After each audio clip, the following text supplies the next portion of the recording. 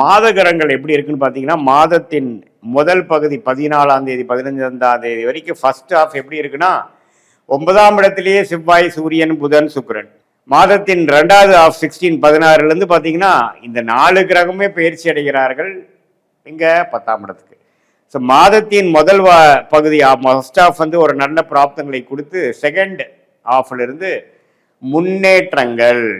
சூரியன் 10ஆம் இடத்துக்கு ராசிக்கு போகிறது ரொம்ப நல்லது. செவ்வாய் போகிறது மிகவும் நல்லது. ராசி அதிபதியாகிய செவ்வாய் இருந்தே 10க்கு போய் உச்சம் பெறுகிறார். சுக்கிரனோட சேருகிறார், புதனோட சேருகிறார்.